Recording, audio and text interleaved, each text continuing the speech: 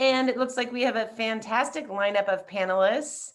So a few housekeeping items. Each company is going to have 3 minutes to present. I'll time it, but really honor system on that. So helpful if you can watch the time. And then the judges will have 9 minutes for Q&A. Judges, just feel free to jump in as soon as anything occurs to you. And if other people want to put questions in the chat, I will try to see if we have time to get to any of those. And I'm going to let the judges introduce themselves quickly, who they are and what they invest in, what they're looking at. Alex, I'll start with you. Great. Hello, Minnie. Likewise, thank you for having me. I'm excited to be here today. Alex Arianopoulos, I'm the Chief R&D Officer at Kairos Ventures. We invest exclusively in hard science innovation that typically speaking emanates out of years, if not decades, of research at research labs across the country, at preeminent institutions across the country. We invest in both life sciences and physical sciences opportunities. And as it pertains to this track specifically, were we to invest in a software opportunity, typically speaking, you would see us investing in things related to AI, basically innovation that research is manifested through software manifestation, through a software application, so to speak. Thank you for having me. You're in the right place. Should be great. And Roberto, hello. Yeah, I'm Roberto Medrano. Normally, it's interested in software companies. Lately, mostly cybersecurity, AI, point of sales for dispensaries, and then anything that is delivery related, like order delivery, et cetera, that is software related. So that's me, Roberto Medrano. Great, fantastic. And I think that we are going to jump into things with Apsy. I think Shaheen might join us, but I think he might be a couple minutes late. So I think without further ado, let's kick it off. Apsy.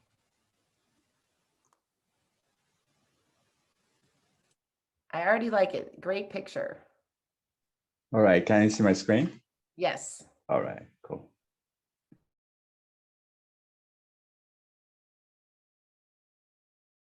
I'm Turaj, the founder of Apsy. We uniquely combine human creativity with AI speed and accuracy to build better, cheaper, faster apps. By the way, this is my first pitch as a father. Let me start by giving you some real cases about our current customers. A while back, a startup founded by some UCI students asked us to help with their app. They had spent more than $50K with a Ukrainian dev shop who had built them an app with 20 screens, 50% of them with major bugs. We are building them a new app with 160 screens. In another case, a startup reached out about the scalability issues with their existing app, which was built using Google's low-code platform called AppSheet. The problem is that human programmers are at the core of developing custom apps, making apps expensive and dev process slow. Automated solutions like low-code platforms offer a non-scalable and almost non-customizable solution. We combine human creativity with AI speed and accuracy in a unique way. We start with a 1-hour discovery session to understand what the client needs, which is used to ideate the right solution for them. This has resulted in a 90% conversion rate. Our patent-pending AI platform does the heavy lifting in code generation, dropping cost and time by 80 to 90%. Let's see a demo. This is one of our AI tools called Panorama that can turn design assets into code in less than 30 seconds. As you can see, the counter on the right side is counting. The code which is generated is 100% similar to what a human would have written. The generated code is fully responsive and can run seamlessly on mobile, tablet, and web.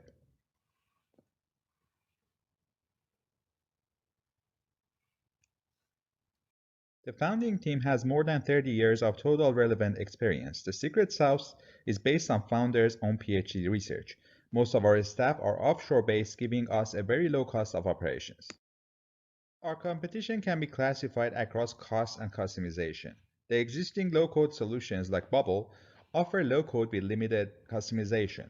The traditional consulting options charge more than 100K. Apsy offers a unique value prop that is both affordable and fully customizable. Since our launch in January of this year, we have acquired six paying customers from all around the world. Our latest customer, Workday, is a competing company with WeWork. Financially healthy startup with positive profits since 2021. Our current MMR is around 10K. We would like to raise around $500,000 to expand our operations in growth, products, and delivery. Based on our current figures, we will have a 8x return within 3 years. Thank you for listening to our pitch. Please let me know if you have any questions.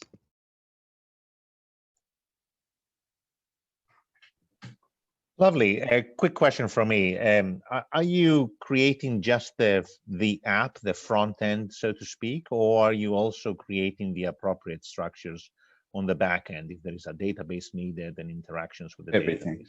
Yeah, we built everything. The demo you just saw was just for the front end, but I had a longer demo, which is 1 minute, that shows how we use AI NLP to generate the backend side of the applications as well. But it's end-to-end, the entire app. Okay, can you help me understand in a little bit more detail how NLP comes into play here? Sure. So we have a expanding library of a lot of APIs, more than 1,000 APIs. So you can come over to our platform and you or like ourselves when we are building the app for you and explain what the app is supposed to do. The NLP is going to extract a specific information about that description, and it's going to go to that library of APIs and figure out which APIs should be included on the backend side of the app. Got it. And final question for now, at least for me, is what involvement, if any, by humans, by individuals, does the app require? Is it all fully automated? The app building, I should say, is it fully automated, or does it require some kind of, I don't know, intervention, manual intervention by a human at some point? Sure, very good question. So we figured out one issue with low-code platform is that you go there, maybe you can find some components that you can put together, build your app.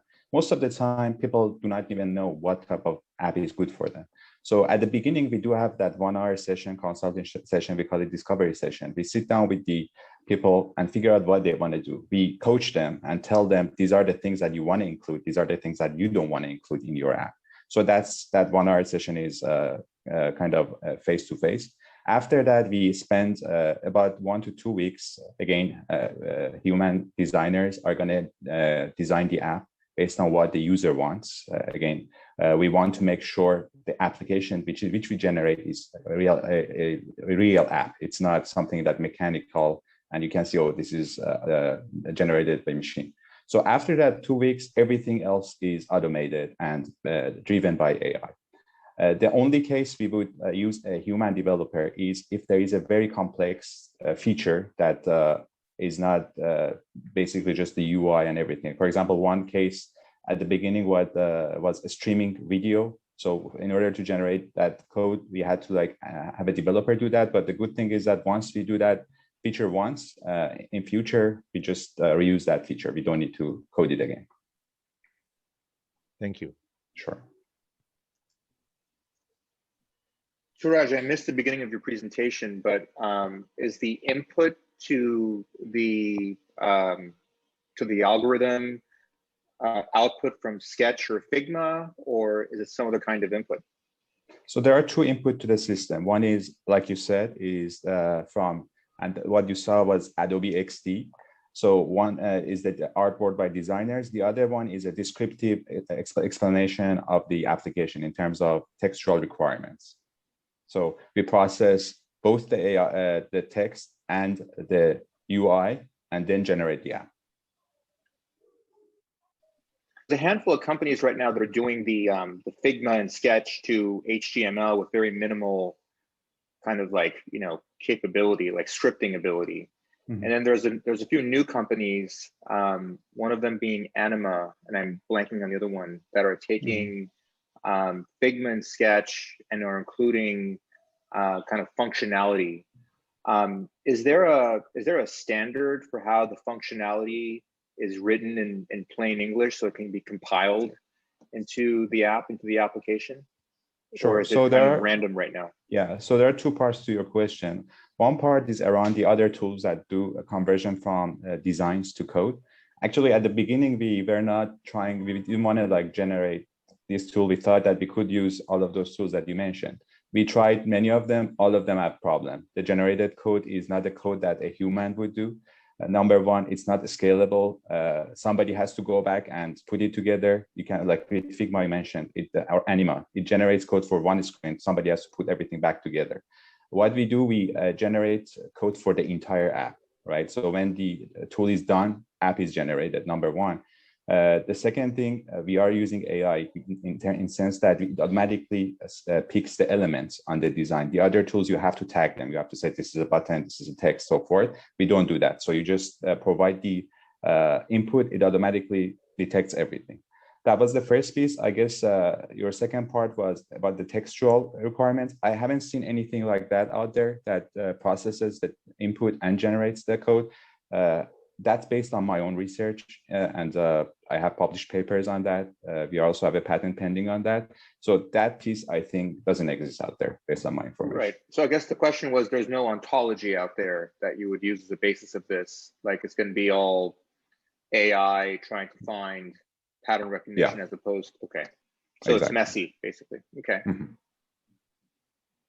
Are there simple use cases that you can actually use? You mentioned streaming, maybe some video and audio. It's not as easy to generate that code if they're streaming apps or audio apps, or maybe even text, other text apps. Are there any cases that are more difficult for you than others? I wouldn't call it's difficult because we have a kind of fully operational pipeline, even in those cases that a very highly complex feature is required.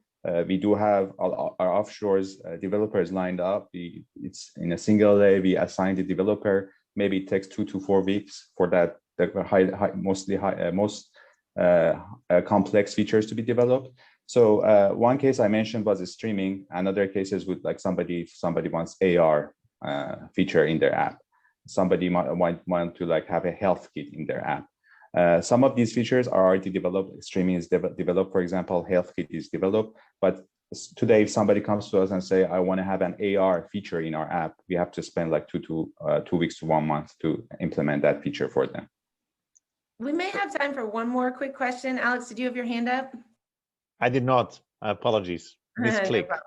No, Roberto, did you get your question answered? I want to let the other guys ask. If they don't have one, I'll ask another one.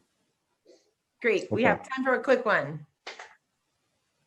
Are there any other easier cases that your app use cases that are better to use than others? So I think in most of the cases, our cost is much lower. I gave you 2 stories. The one that they spend 50K, we are just charging them 5K, for example, and we are doing more than 10 times the number of screens. The reason we can do that is because we don't spend any money on development. Everything is automatic generated. So for that reason, our conversion rate is so high. When people come to talk to us and they say the cost is unbelievably low, there is no reason that they want to like go away to somebody else. So I would say anybody who wants to build an app, we are the right solution for you. Great. Thank you so much. That was a great presentation. It sounds very useful tool company you're building. And I'm going to bring on our next presenter, Nate, I believe, from FlashPub. Hi, how's it going, guys? My name is Nate Jacobs. Let me get the slide up.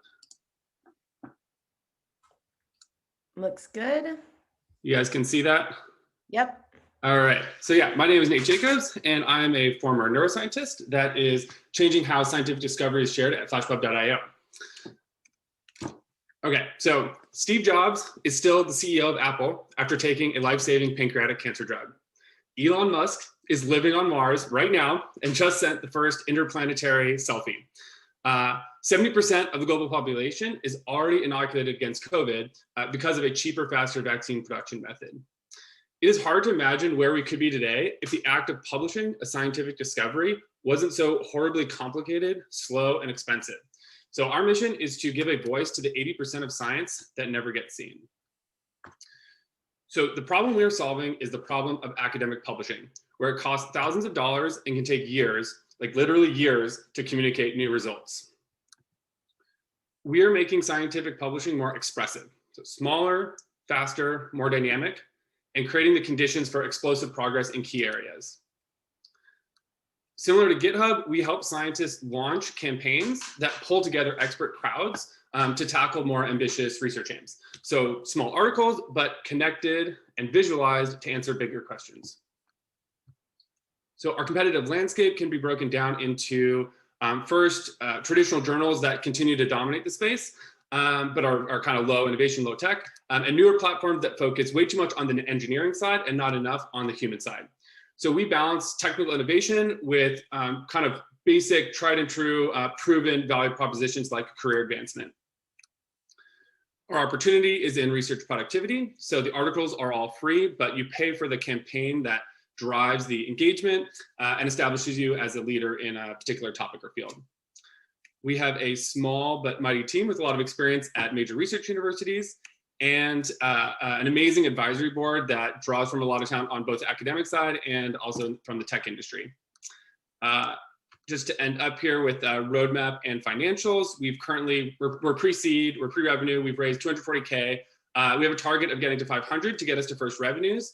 After that, we're planning for a modest seed round around $1 million, supplemented with revenues, and then a much larger Series A to scale to new communities and new journals and become profitable.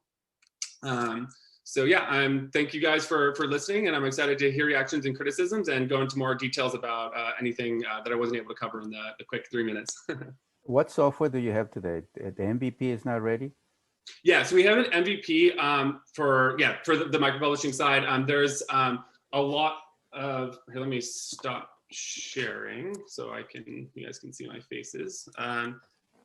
Yeah, so we have an MVP for a specific journal. The first journal that micropublishing journal we've launched is Outbreak in Infectious Disease Informatics.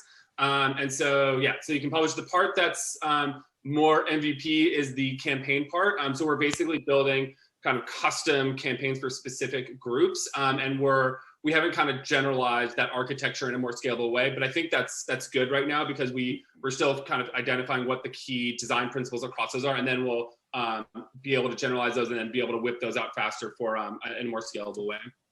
So let me ask you a different way. What do you envision the software to do and how it's going to work? Oh, yeah. So we basically are going to be launching journals. So you basically can go to the website and publish these micro publications, these smaller, faster articles. That's sort of one pillar of it. And then the second pillar is the kind of the GitHub model where you can launch these campaigns. And with that's a little bit more, direct kind of VIP communication with particular teams to design and build out a particular dashboard, which are also displayed on the journal website as well. And then for those, you basically can click into those, and it's a full screen that it's essentially a dashboard that kind of automatically pulls in, filters, and aggregates the micro publications that are specific to that research aim and visualizes them based on kind of custom designs that were built by a particular research group, and also solicits additional micro publications. So there's an easy way to see where the micro publications are going to get visuals, and then basically click to then go into our publish workflow to contribute to them, if that makes sense. So it's halfway. It's traditional in the sense that it's a journal, and you go there, and there's a lot of aspects of it that are kind of familiar, which is, I think, important for not going too far in terms of pushing people outside of their comfort zone. Because a lot of platforms have tried to do that and they failed, while also kind of slowly bringing in these more innovative aspects like campaigns and the dashboards. What's the primary driver of cost for traditional publications, and how do you circumvent those? For traditional journals? So a lot of their costs are kind of human driven. So they pay editors to kind of get into their network and to facilitate peer review. There's a lot of kind of costs around like just kind of like generic like branding and like promotional type stuff. They also sue a lot of people. They also do a lot of crazy stuff to just sort of like, maintain their kind of status quo. And they also have really high profit margins. So they just also make a lot of money with not a whole lot of, they're basically living off of kind of brands that were established over a while. So it's a bit of a long game. I kind of, when I was communicating it earlier, it was a little bit of a competitive, but we're actually planning to partner with and kind of collaborate with traditional journals early on before we can kind of, be a little bit more, take a more competitive, aggressive stance. And the way we can do that is you can launch a campaign, you can micro-publish, and then that can feed into a traditional journal article to sort of balance that out. But circumventing it, I mean, I think they have like really outdated, complicated tech stack. So we don't really have a similar cost structure, except for the branding and the just kind of boots on the ground community. You just need people to be, engaging with the community to do like lead generation and things like that. So the reason that you would be more successful is because your cost structure is going to be different. How are you going to make money? That's what I'm trying to understand vis-a-vis how Elsevier makes money today. Yeah. So we're going to be making money on the initially on the research campaigns, which is the driver of additional articles.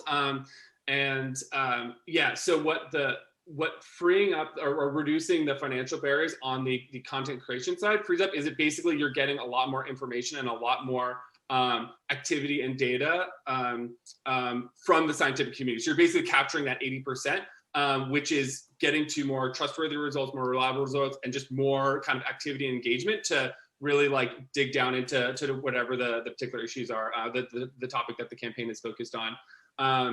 From there, there's a lot of kind of downstream revenues and opportunities. And part of our failures early on was trying to chase down a lot of those at the beginning, which are really big markets, but they require you to have a much larger scale and a lot more data. So we're basically taking a patient approach and really focusing on revenues that are just on this incentive structure for researchers to be able to advance their career and launch these campaigns and get their grant, get their traditional paper, get the jobs that they need. And basically we're helping them do that. So that's that first revenue, but there's integrations with funders. I think there's a lot of these things could be, supported and supplemented and paid for by funders. There's a lot of like data analytics plays that you can do, but those are kind of down the road and we're trying to not chase those red herrings at this early stage.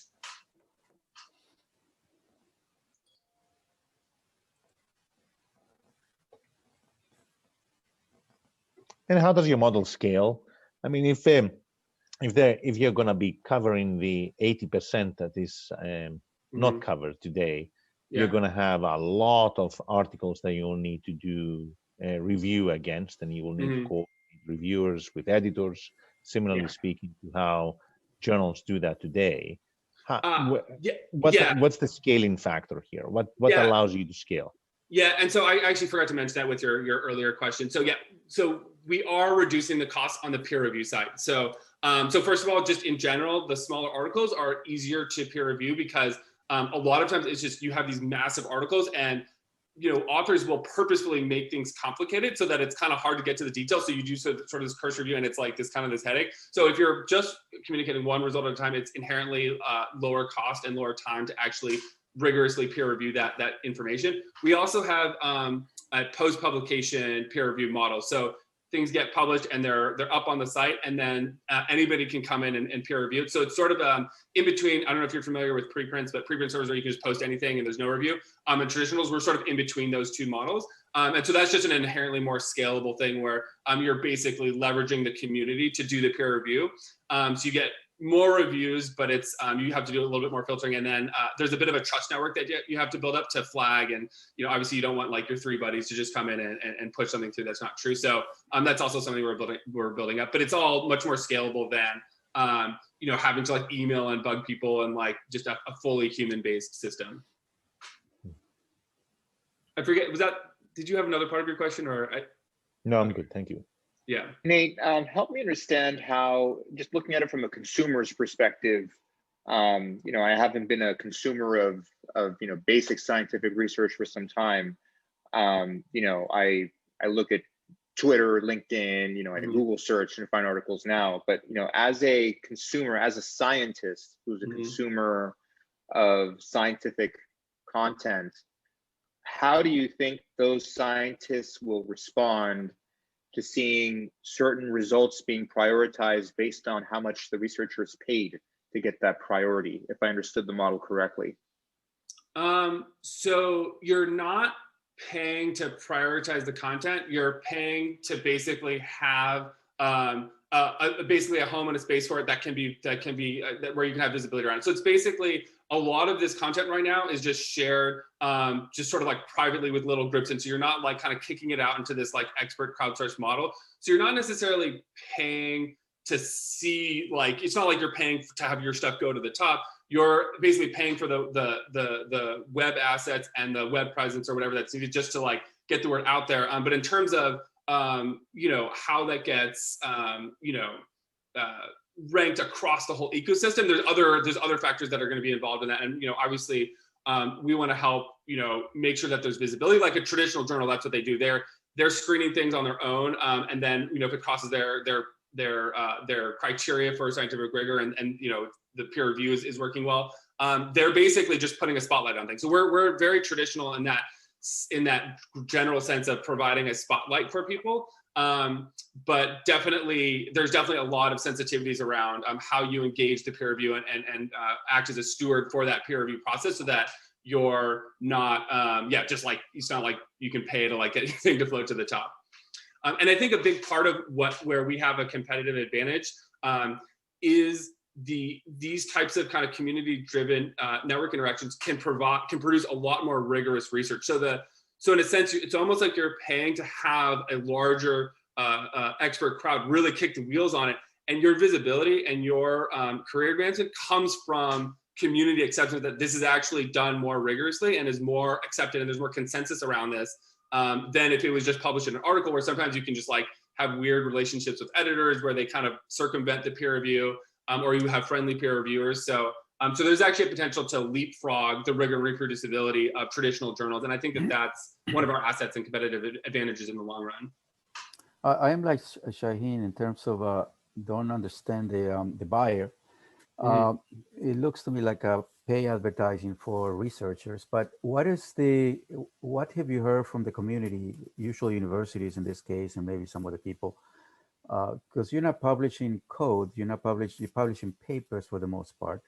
What have they said that is kind of interesting for this discussion? We're just gonna have time for a quick answer there, Nate. Oh, okay, sorry. Yeah, I will keep the relevance.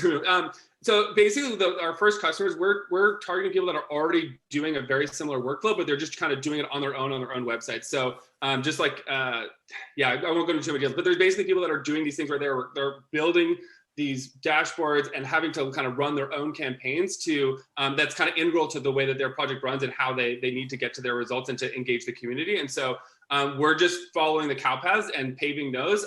But then I think there's going to be an important step where we generalize that and make that accessible to a lot broader segment of the research community. Wow. Well, Nate, we wish you continued success. It's very interesting. Thanks for sharing today. Thanks, guys. Really appreciate it. Great. All right. Thank you, Nate. That was Nate with FlashPub. And up next, we have SmartSpace AI. Hi. Yeah, my name is, sorry. Can you hear me okay? Yep. Awesome. Hi, guys. Yeah, my name is Sang. I'm the founder of SmartSpace AI. Let me share my screen. So I feel like I am the company actually fairly early for venture investment. So the objective today is really to start establishing relationship and having a dialogue, and also potentially attract talent if someone shared a mission and watching this. And then more importantly though, wanted to get in front of Shaheen because I'm not sure you remember, but Sunil passed our pager to you, and we're too close to Anduril. And so Sunil said, I was going to say that this sounds like Anduril. Yeah. So anyway, I'd love to get your feedback, but Sunil said, try to get in front of Shaheen, and we made it. So that's first milestone for us. All right. So let's get started. SmartSpace AI is a defense tech solutions for protecting military bases from outside and inside threats. Large area security hasn't advanced much since World War II when CCTV was created. We are still relying on humans to patrol and watch hundreds of cameras, and it's failing. So even with armed guards on site, a few months ago, an intruder entered Air Force One and triggered a worldwide security investigations. And the military is not alone. Right? Large property like resorts, shipping ports, water and power plant are also having similar challenges. And so the problem really comes down to three things. Right? First, large site require more patrol, and human resources are costly and limited. Second, guards are working half-blind with disparate tools and data silo. And third, having procedure in a paper binder won't work when someone is shooting outside. So to solve for this, we use data from camera, sensor, access control, and digital twin to pull all threats into one view, arming operator with 360 awareness in real time. Our customer can use smart workflow to create automated actions, such as deploying drones to help human guard based on the severity and the threat type. SmartSpace AI will then spoon feed the right SOP for the right threat type to the right person at the right time to maintain operational effectiveness and chain of command.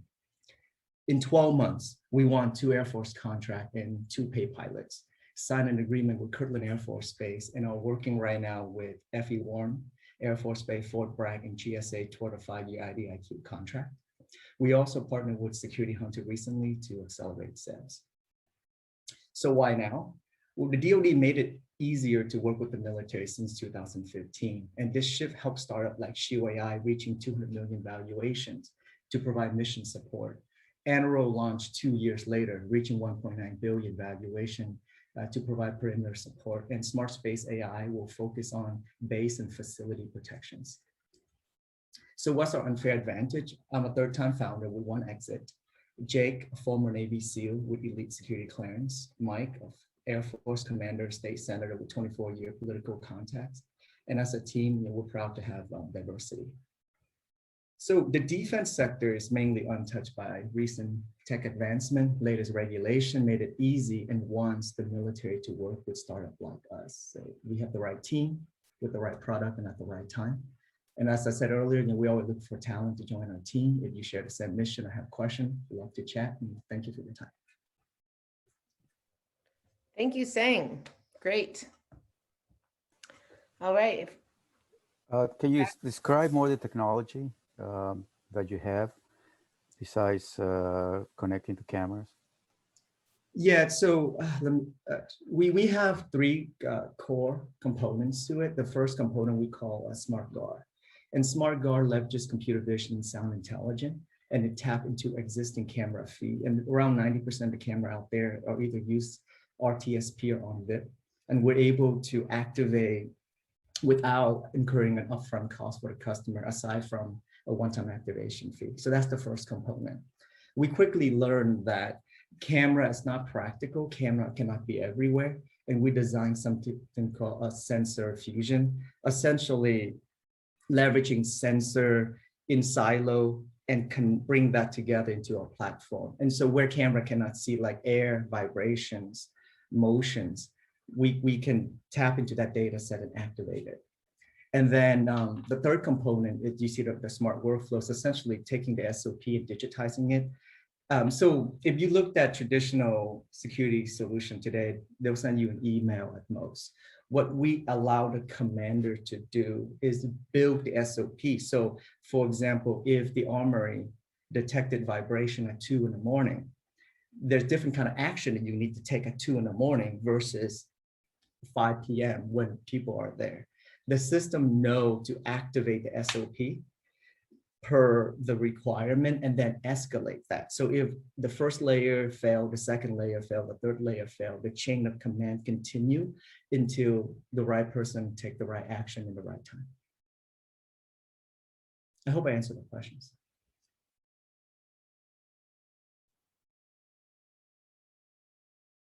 I want to let the rest of the guys ask questions before I ask another one. So where does AI come into play, and what do you guys use for AI? So computer vision, for the most part, we start with open source.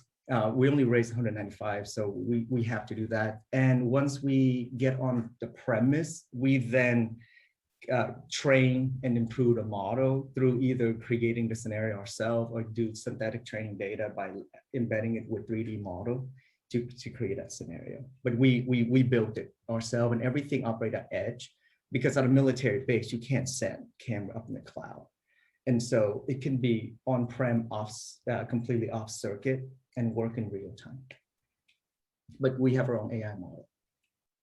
So what is your secret sauce, if any? So we have a patent pending right now. I don't like patent pending until too many people have patent pending. But the one of the biggest pain for sensor today is that the battery life typically lasts 2 years or so. And our advisor created a company called PowerCast, and PowerCast is able to charge like a Wii remote wirelessly.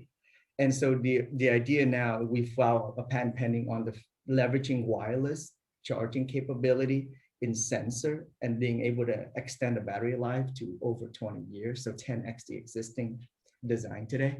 But that's something we'll need to get funding to dabble into. At this point, because of limited resources, we're only focused on software. And what would you consider to be your differentiator to Anduril? Oh man, yeah. So I actually got inspired by Anduril. I know Palmer, and I did a tour at his facility. And so Anduril focused on external perimeter. Like for example, the problem that you saw with the Air Force One having intruder, Anduril solution is much broader. It doesn't focus on close quarter security. And so we believe we complement Anduril really well. And that's why I'm trying to get in front of Anduril investors. Say, guys, we're not competing. We get Anduril is perimeter, protecting from outside to inside threat. But threat doesn't always come from, outside threat. Threat doesn't always come from outside, there's inside threat as well. And so we focus more on facility level in close quarter security, and Anduril does the broader no man land farther out, at least for what I know, unless Palmer build brand new products somewhere I'm not aware of at this point. I think, Sang, it would be helpful for this audience, and when you speak to Anduril investors, to be able to articulate what it is that's special, because a lot of companies like Anduril, they start in a market and they acquire those customers, and then through that customer acquisition they start selling them other stuff. I mean, that's the strategy with a lot of these companies that are trying to achieve massive scale. Otherwise they couldn't justify a multi-billion-dollar valuation. And so the way I would approach this is to say, hey, listen, we have two let's say paths to market. One is by offering this solution that nobody else can deliver, and we want to go straight to the military bases, the commanders and whatnot with that. Or second, we want to be a vendor to the likes of Anduril who are selling other stuff to these customers. So the go-to-market, I think, needs to be kind of synced with the value proposition. So what I'm hearing from you is that, hey, this is what we're doing. And I hear some, buzzwords like AI and sensor fusion, which is great. But I think when you're talking in the context that these other companies are selling other things to the same customers, is, hey, here's what we're doing that's super unique and special that they can't do or nobody else can do. I would maybe emphasize that, if that makes sense. It does. So for example, like I sent a note to Anduril, for example, like when you and I, when Sunil first made that offer, but Anduril couldn't understand, like, okay, well then what is this? And so I think it would help if you maybe on the website or in your materials made it very clear that, hey, nobody else can do this. And so, like that'll help investors and partners / customers appreciate what you're doing. That's a great feedback. Thank you. Yeah, we recently partnered with Security Hunter. They have a $500 million IDIQ. We're going to get on the GSA schedule. They do all of the hardware pretty much for the federal level. And so they vetted us, but it's like, wow, you actually can make the hardware tie together and create real-time action from that, not just some alert. I'm like, yeah. Anyway, so that's a great feedback, Shane. Thank you. I'll take that. No problem. I want to send Sunil an email. And I just sent another note to Palmer, by the way. So I'm sorry? I just shot another note to Palmer, by the way, to remind him. Okay. Yeah, no, I went to the tour. I checked out the whole thing. It's awesome. He inspired me to start this, to be honest with you. It's been like over a year now. That's fantastic. Glad you guys were able to connect, and glad you were able to present today. Congratulations. And I'm going to take a second and bring on our next company, Tallyfor. Hi, everyone. Hello. Can you all hear me? You sound good. You look good. And you can see my presentation. Yep. Thank you very much, everyone. Hey, we are Tallyfor, and we're going to be talking about taxes today, so maybe you want to grab a sip of coffee. And Ben Franklin got it right. You know, everyone has to do taxes. Taxes are unavoidable. And that means small businesses have to do them too. But what that means for the market and investors is that it's a big market. So approximately $6 billion is spent every year on tax software. And Tallyfor is targeting the professional tax software market. That's the tax professionals, CPAs, enrolled agents, and accountants that produce tax returns on behalf of businesses. And they spend about half of that money. That's our target customer. But I'm a former CPA, and when I think about taxes, I get a little bit stressed out. They're not fun, right? When you think about taxes, you kind of want to run. But just imagine a professional that has to complete maybe 100 of returns, all due on a strict deadline. They're really stressed out, and they have to manage that workflow. And they actually don't have the right tools to do the work today.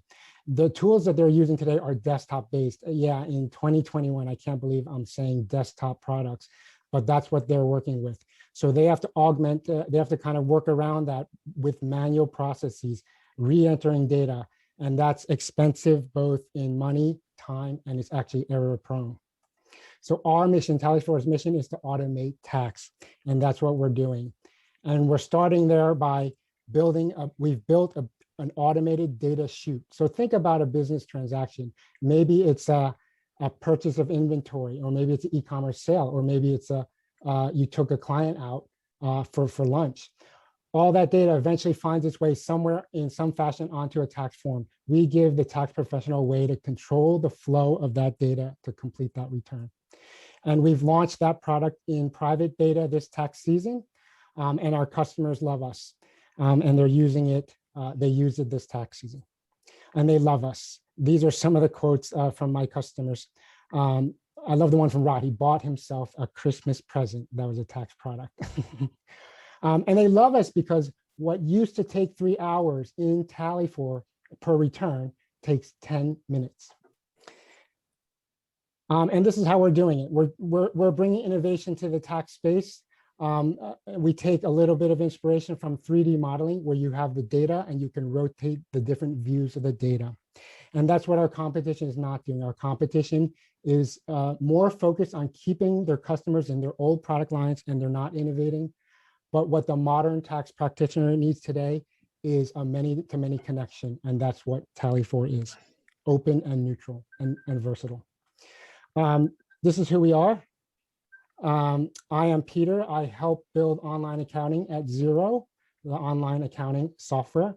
My co-founder, Ben, has been in tech his whole life, ever since graduating from MIT, and he's had successful exits to enterprise companies such as IBM and Computer Associates.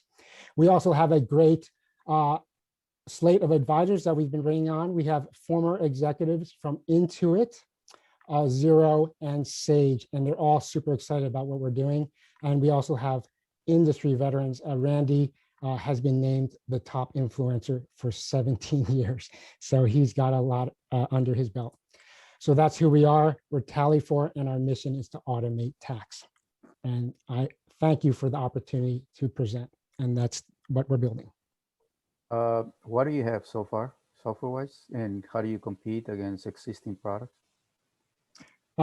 Yeah, so we launched to our customers this season. So they're using it. It's a cloud-based platform, and they log in, they get the data, they control that flow, and they file a return.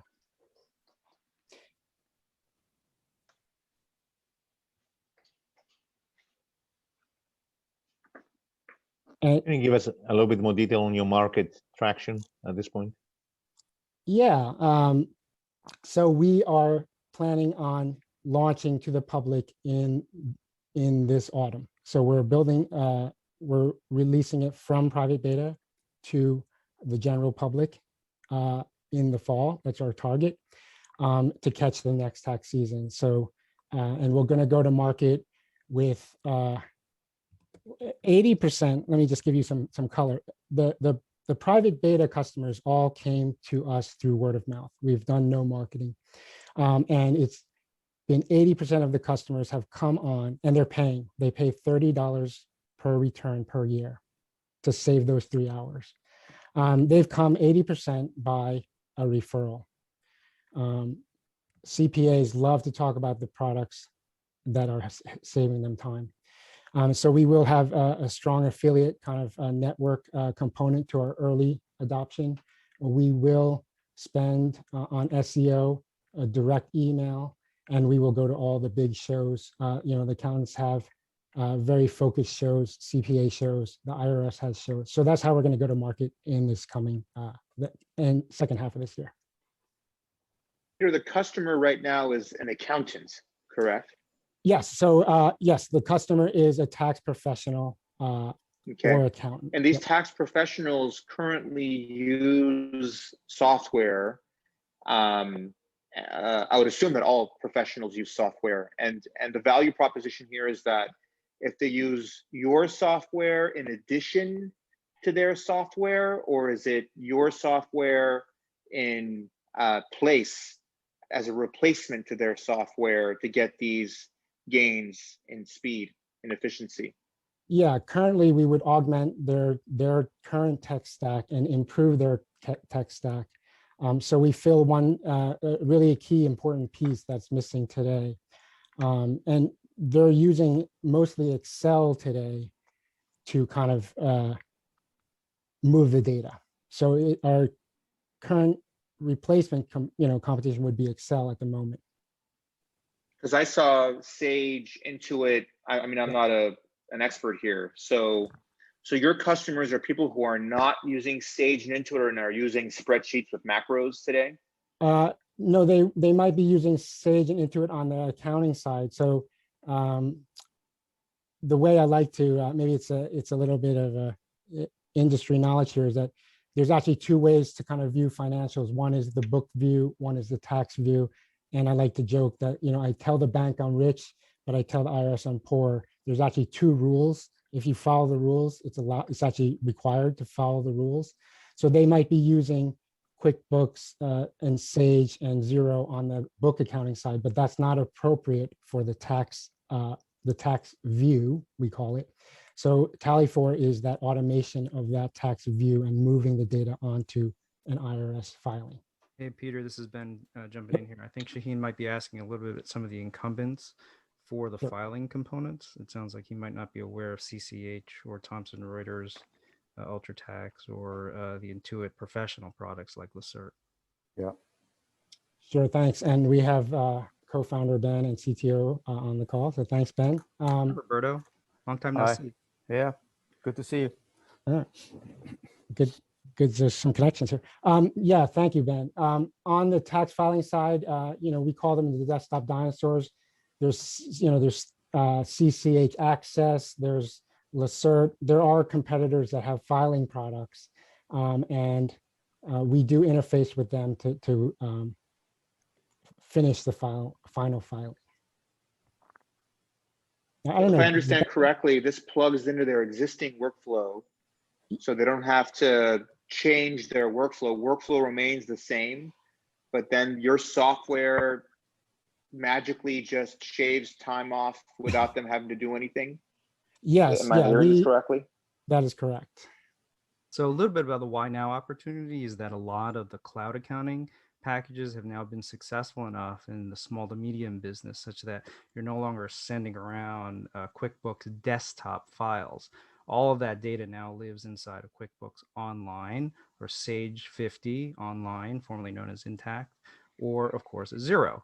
And so once you have that data trapped behind no longer a file, but now an API, it becomes super interesting on how to automate that. So I think the why now reason is because the accounting data is in the cloud.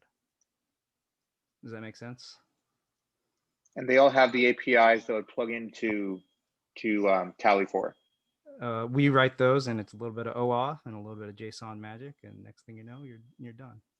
In fact, we have a little ETL trick that we're in the process of building that would allow us to push back changes. Because for tax accountants and book accountants, I'm not an accountant. I can barely spell tax. I'm a technology guy. But it turns out that tax accountants and book accountants don't always agree whether you should deduct this or deduct that or what, you know. And so sometimes the tax accountants say, those book accountants, and I'm just going to fix it. And the book accountant's like, what'd you do? You messed up my books. And so being able to push back just some of the changes that the tax accountants want into the book, that is Xero or QuickBooks Online or Sage 50, becomes super interesting and also a stupid waste of time because like, no, don't push that journal entry, push that journal entry, don't do that. So there's a lot of stupidity in the workflow behind that dinosaur in that slide.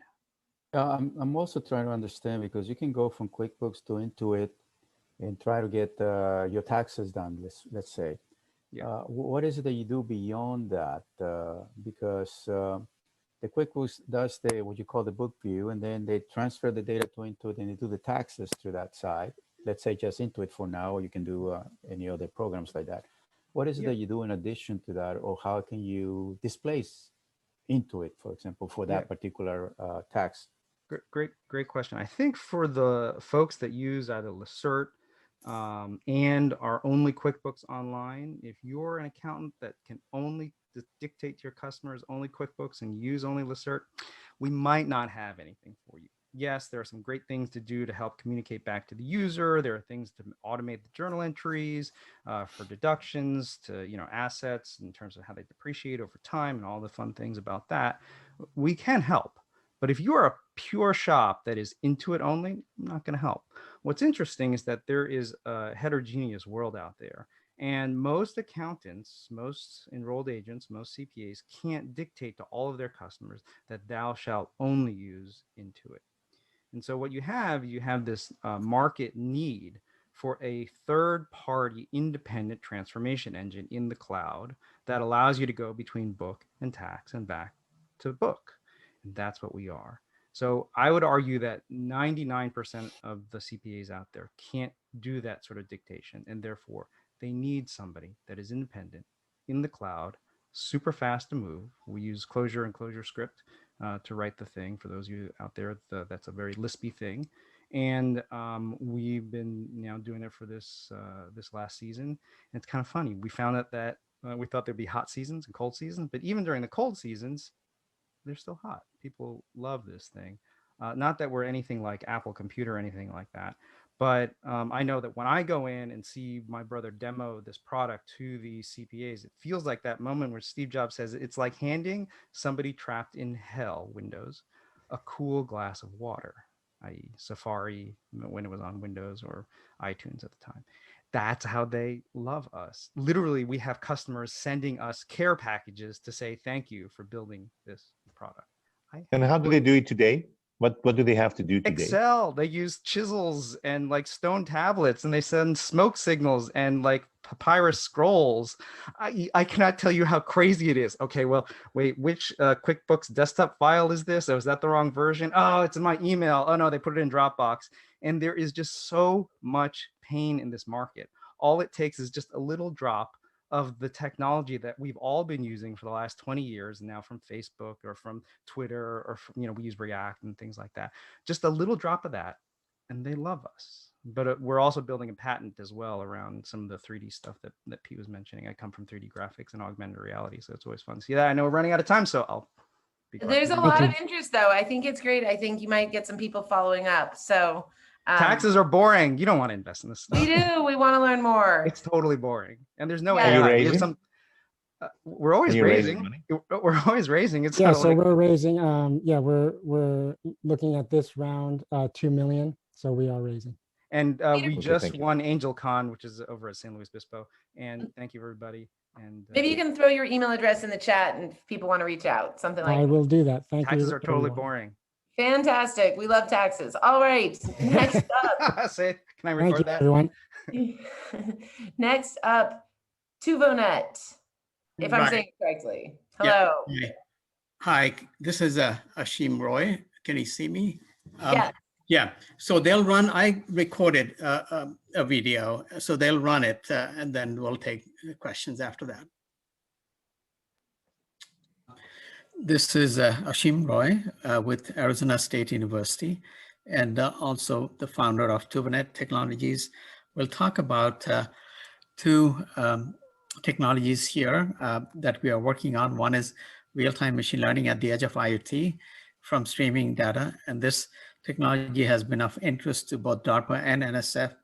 We have it working on a number of different types of devices, GPU boards and FPGA boards from different manufacturers like Xilinx, NVIDIA, and so on. We also have it working on Qualcomm Snapdragons that are used in Android phones, and we plan to have it working on iPhones too. What this means is that you can literally have machine learning in your pocket. You don't have to upload data to the cloud anymore for building models.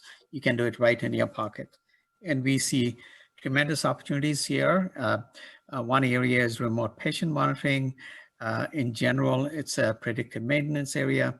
And then Space Force is interested in things like continuous learning and health monitoring of component systems on space vehicles. Overall, localized learning means you save a lot by not having to transfer data to the cloud. And obviously, you have more security because you're not connected to the internet. The next technology is Explainable AI for computer vision. And as you know, deep learning has problems if you train it to recognize different things, as you see on the right, and then you tweak a few pixels, then an object might be recognized as something different. So for example, a school bus might become an ostrich because you tweaked a few pixels. DARPA initiated a program called Explainable AI, where it wanted the system to recognize not just the whole object, but also the parts. So we have a breakthrough along the lines that DARPA wanted. We can now recognize parts of a cat like face, legs, tail, and so on, and do a prediction based on not just the whole, but also the parts. So a school bus will never become an ostrich. And because of this additional verification, you can't go wrong. And we are talking to a number of companies about this technology, Lockheed Martin, Komatsu Mining, Space Force. A team of doctors are interested in applying this to recognizing diabetic retinopathy, and that would be the first one, and then move on to other application areas. We are also working with UCLA on calcium scoring from CT scans. Our overall goal is to move AI into actual clinical use with trust and confidence. Thank you.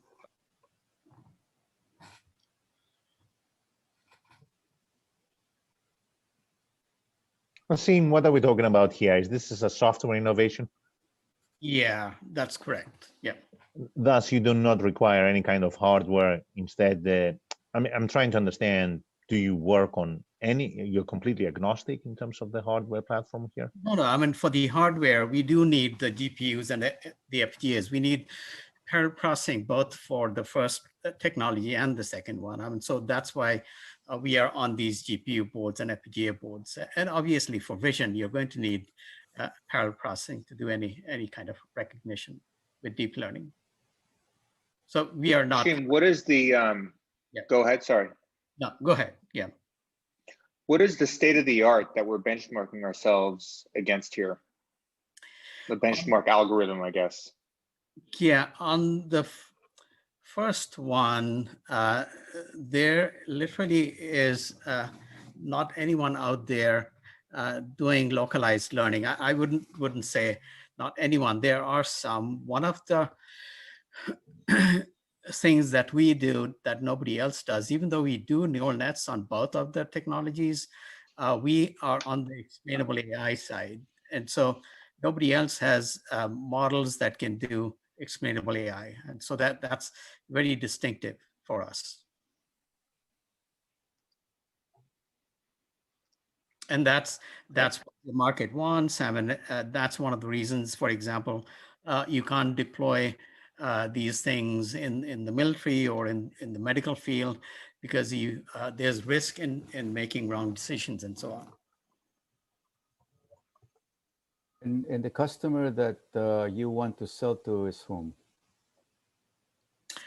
On the defense side, on the computer vision side, I think our target market would be where there has literally been very little deployment of the technology for computer vision, mainly the military side, and we are talking to a number of companies there. And then on the medical side, I mean, none of these devices, even though you hear stories that AI can do this and that, none of them literally have been approved for clinical use. So there's tremendous opportunity there, I think. On the streaming data IoT side, there's great movement nowadays in doing things on a local at the edge. And so we see opportunities there, I think.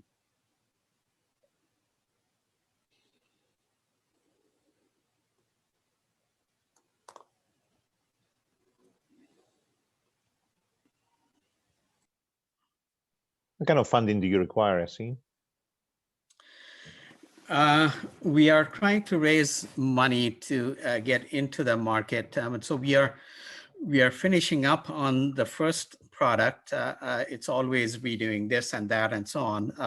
On the UI side, most of our system works on these different platforms for like NVIDIA, Xilinx, Intel, and so on. And we are partners also of Xilinx and NVIDIA, et cetera. We are finishing up on the UI and then testing the product. And then it's a question of moving into the market at this point with the first technology. On the second one, we are getting funding bits and pieces here to do proof of concept projects. One, we are going to talk to Komatsu Mining, which is the Caterpillar of Japan, in about 2 hours. And they might be interested in doing a proof of concept project. We'll do a proof of concept project on the medical team that we are working with. And we are talking with other ones. So we'll get funding to do some of the work on the second technology on computer vision. And we have Arizona State University has been a tremendous supporter. I mean, we get funding from the National Security Academic Accelerator Program at ASU on this computer vision side, because Space Force is interested.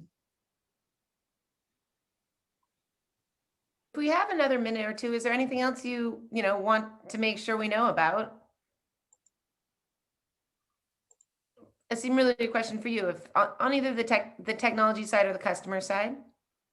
Excuse me? Oh, anything else you think we should know about? Both of these are very unique technologies. I mean, nobody else has it out there.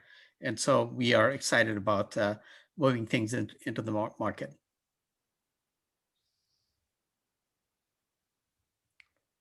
And what do you think this looks like a year from now, 2 years from now? A little bit more of the timeline.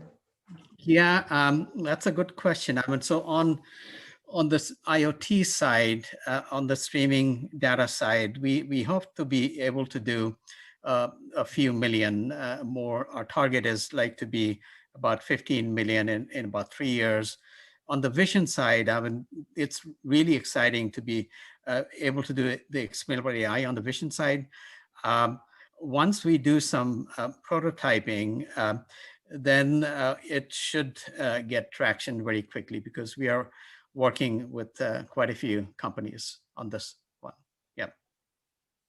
I can't put a number on like how many millions or something yet, but I mean, we are definitely see interest in the market. Yeah. Seems like a lot of potential. Anyone else have a question? All right. All right, great. Asim, anything else we ought to know? That was great. Yeah, thank you. Yeah. Thank you. All right. I think that was our last presenter for this session. So much good stuff there, from school buses to ostriches or whatever that. Thank you, judges, for being a part of this, for giving your time today. I think we all learned a lot today, and it was nice to see you all, and thank you for contributing to the community. Hey, Minnie, does Shaheen want to introduce himself, since we didn't have a chance? Oh, that's a great idea. Shaheen. I'm not all that interesting, so I don't want to waste your time introducing myself. Yeah, you could Kidding. just go quick then. Yeah. So I'm a partner at Lux. We're a venture capital firm. Firm's been around for 20 years. I joined 15 years ago. We're now managing $4 billion. Current fund is $1.5 billion fund. It's split between early stage venture and later stage growth and co-invest. We invest across healthcare and technology. So we've done therapeutics, medical devices, surgical robotics, manufacturing automation. I've led our investments in rockets, satellites, driverless cars, semiconductors, so more on the hardware side. PhD from UCLA, electrical engineer by training, and delighted to be as part of this group. Great. You can go to LA Venture and listen to his episode. Great. Yeah. Great podcast. Thank you, Shaheen. Good to see you. Thanks for doing this today. Thank you. Great. Okay, judges, thank you for your participation. I think that wraps things up for this session. But